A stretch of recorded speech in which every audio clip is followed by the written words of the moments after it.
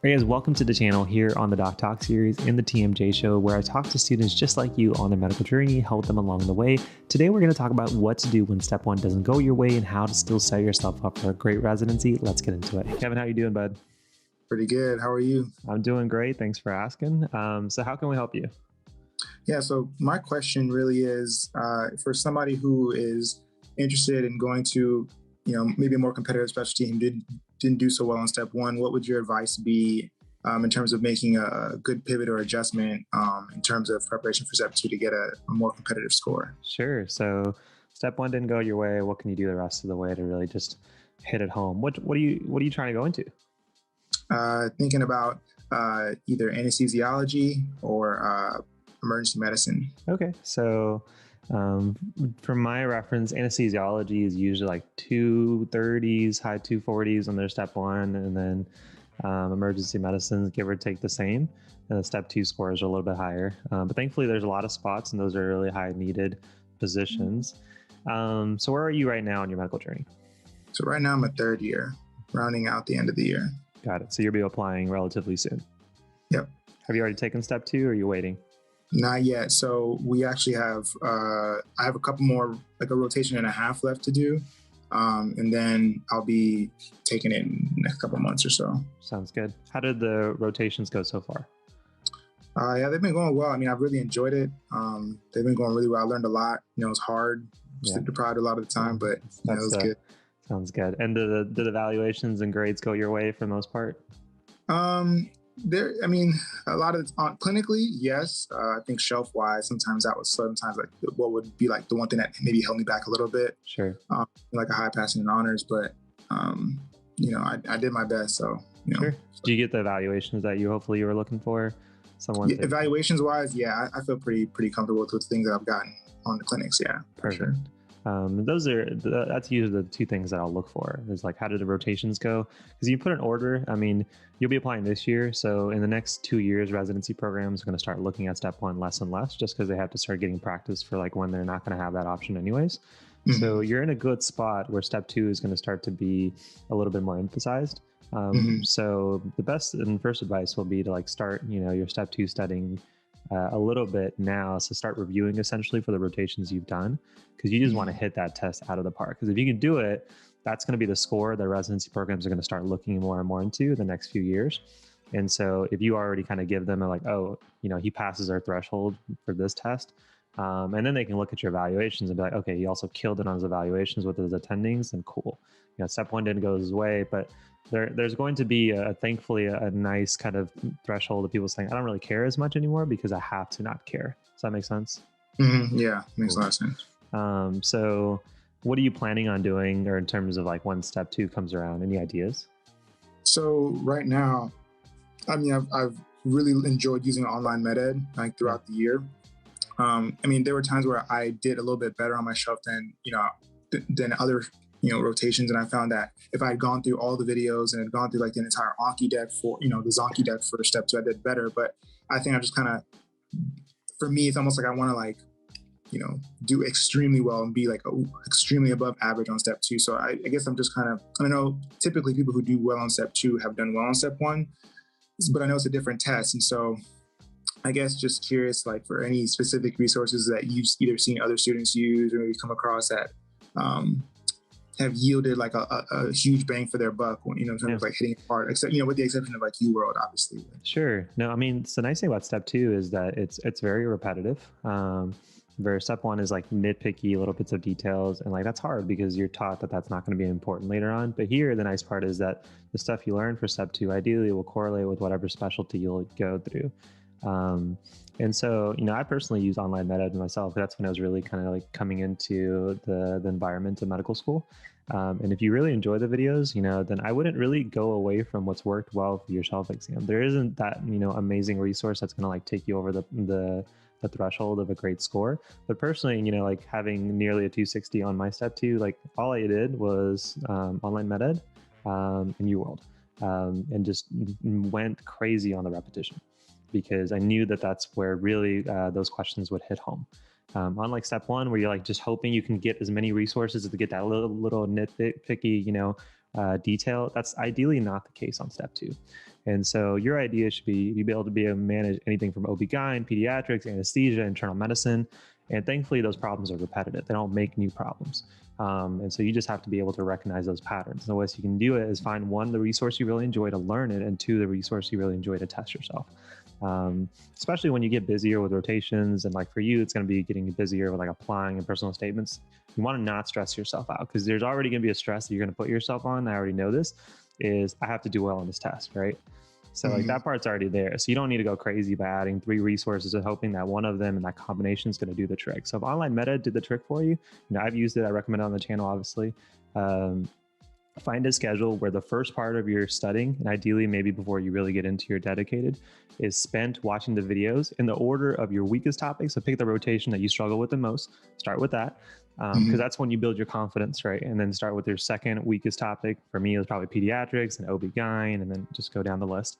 Get those videos out of the way, because then when it's really time to get the nitty gritty and like start studying, that's when questions come for you. If you like the flashcards, you can use those, like supplement it to make sure the whole day is not like just doing practice questions. And then, this is what I suggest with people that always ask me questions about step 1. It's, let's just say you're going to study for 4 or 5 weeks. I don't know. Do you get dedicated time off during your institution? Or? Yeah. So right now I have 5 weeks where I'm allotted to have dedicated, ideally because of the fact that, step 2, with step 1, I want to make sure that I'm kind of maximizing any extra time that I have. Like we have like a week or 2 where, there's like some requirements of things we have to do, but it's not as stressful. So I kind of want to incorporate as much time as possible, which is going to be my follow-up question is like, what's the ideal amount of time that you see people, use to do well on this test? Yeah, I would say for dedicated, it's about like 3 to 4 weeks where you really get to hone in on the questions. And then anything up to 6 weeks where you're starting to like get the busy work out of the way. So the heavy video sessions, there's some people who really like to read the text, and it's like trying to get through that as quickly as possible. So I'll give you my example, because I think it's going to kind of run similar to your situation. I was finishing up my family medicine block, which was time intensive. And then I was going into a week of spring break and then 4 weeks to study for the exam. So roughly 5 weeks. But I used that latter part of my family medicine to essentially use UWorld and the resources from Online Meta to knock the family medicine section away, right? And so I got those videos done. I used spring break to knock the rest of the videos that I needed to. And so like I made a schedule where, by the time that I was really kind of getting into my dedicated, those videos were either almost done or, close to being done. And mentally I had kind of a reference of what my best topics were, my weakest topics were. So now when I set up my, let's create a study schedule, I started with the weakest one first, and I sprinkled those more frequently than I did. If I was great in cards, then I would do cards once a week. But if I sucked in neurology, I would do neurology either every day or every other day, that kind of idea. But whatever. Say it again. In terms of like the videos you were using, you mean? Yeah. So, initially when I was watching the videos, those would be number 1. But I'm really referring to when you start doing your practice questions. Okay. And ideally, by the time you really kind of get into your practice questions, you have very few videos left, if any. And the way then you can structure is you can do a lot of practice questions or a few sets a day, 2 to 3 when you're first starting, 3 to 4 when you're really building on, because it is a longer test than step 1. And then you kind of know, after a week of doing it, it's like, okay, I'm getting better at this. I'm still weak in these topics. Let me go watch those videos again in pediatrics. Gotcha. But I'm killing in internal medicine. I don't need to watch another talk on AKI. Like I'm getting those questions right. Right. Yeah. So, cool. And if you don't, if like for me, after watching the video the first time, things started to make sense, but then I could just use those notes that Online Meta has and be like, oh, let me just get a quick reference. If it still doesn't make sense, go back to the video. But you start with that high bits of high yield information, get that retention in, test yourself, and then reassess. But that's how I would do it. Start with your weakest points first. That way they don't cost you points on the real thing.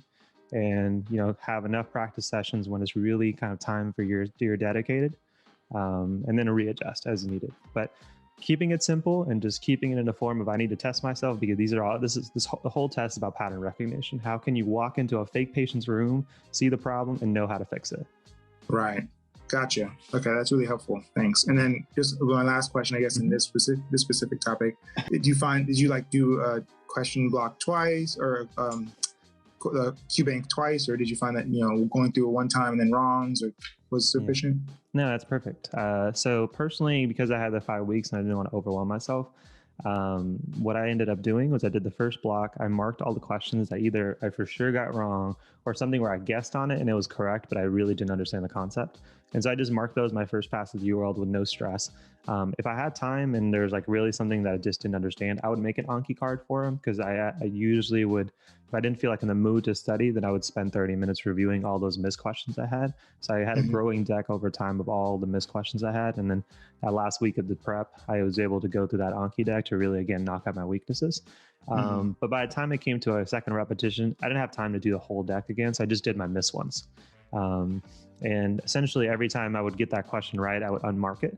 And then, I think the last like 3 days I had enough time to like do those extra like 200 questions that I had missed again. Because the whole point is to get as many points as possible. So to minimize your weakness as much as possible. And then you go into test day saying, I know a good portion of this, and the things that I've missed, I've like, somehow incorporated a system where I don't miss it again. Okay. Yeah. Nice. So, all right, guys, hopefully you guys are enjoying this conversation here at the Doc Talk series. If you are and you're watching this on YouTube, go ahead and hit that like button down below, and let's get back to the rest of the conversation.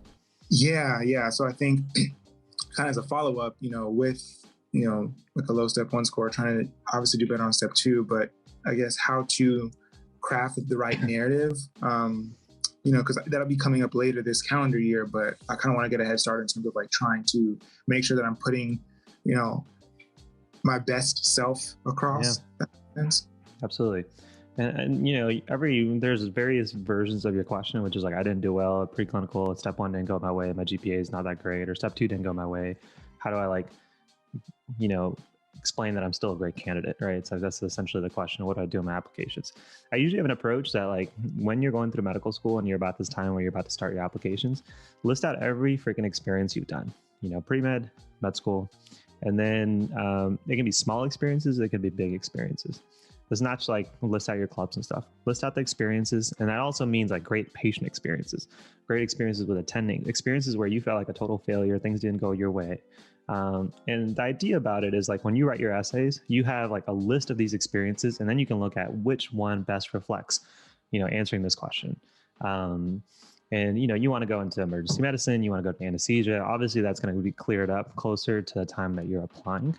And so then you can ask, like, which of these experiences kind of all summate to the part of Kevin that wants to go into this field, right? Like if you want to go into emergency medicine because you like really enjoy fast acting decisions, you want to stabilize somebody fast, and you just want to be that first diagnostic, physician that's in the room, then you can talk about all those different experiences that kind of highlight that. And that would be your story. And the same thing, when you're doing your ERAS parts of all of your organizations, you've done all the experiences, make sure they highlight those, because ultimately the residency wants an emergency medicine physician, or they want an anesthesiologist. So if you reflect, here are the X, Y, and Z reasons I want to go into this field, then, and here are the experiences that prove that I also like this, that experience or my why is also echoed. And I know what I'm talking about. I want this. Then they, again, can say, okay, low step 1 score, good step 2 score, ideally, because you're going to kill it, killed it on his rotations. And then his application speaks to somebody who knows why they want to go into this field and can also reflect on their experiences to tell them why this is true. Does that make sense? Makes perfect sense. Yeah. I think a lot of times medical students have the issue is that they feel like they have to be that cookie cutter applicant, right? You want that good step 1 score, those research experiences, step 2.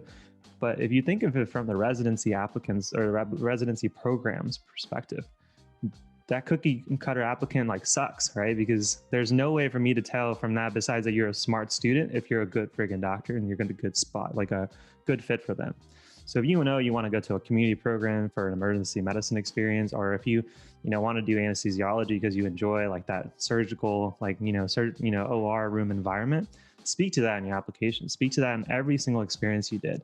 Like personally, for me going into internal medicine, I just wanted to know a little bit about everything so I can walk into a room. And this is why I'm like telling you my application. I can walk into a room, help that one patient, make them feel better, so then they can be, that good mom, the good wife, good employee, good community service, whatever role they had. Me knowing a little bit about everything could help them to go back and do whatever role they wanted. So every single experience that I like put on my application, I kind of always a little bit refer to my why. So ideally, the person that's reading your personal statement can see that. People reading your application can see that. And then the person that's interviewing you really sees that this person, like everything just ties together. So that's like my answer. Like, how do you stand out? You just make your story you. Like, you make it Kevin, you kill it to whatever extra opportunities you have. And then it's very easy for somebody to say, this didn't go their way. And you're still going to have institutions, this is maybe completely honest, that's going to say the step score is not in our avenue and we have to interview a lot of people. But your goal is to get into a residency that's perfect for you. So if a residency says no to you based on the score, it maybe wasn't the spot for you in the first place, right? You want to be in a place where there's going to be other people just like you, where step one didn't go their way, but they're going to get freaking amazing training to be a great whatever position you want to be. So you just set yourself up with all the opportunities that go well, and you make sure that you create that list of experiences of all of the things that went right and wrong. Nice thing about it is then you can use it on your personal statements. You can make sure everything kind of ties together because you want that nice personalized application, not just an application. And then when you show up to interviews, any questions they ask, you can mentally just reflect on that list. And if they ask you, tell me about an experience something didn't go well, I got it. Tell me about an experience where you worked as a team, I got it. Tell me about an experience that like really made you want to do this field, I have several. And things just become less and less stressful because you're telling your story. That's the whole idea. It makes a lot of sense. Thank you. Yeah. Thank you. So, but yeah, man, you're going to do great. You know, asking these questions like now is a recipe for success. And now it's all about just taking those small steps forward and not worrying about those little mishaps that went in the past. Yeah, no, I appreciate that a lot. Thanks for taking this. Absolutely. But Kevin, wish you the best of luck. Definitely reach out. Let me know how things are going.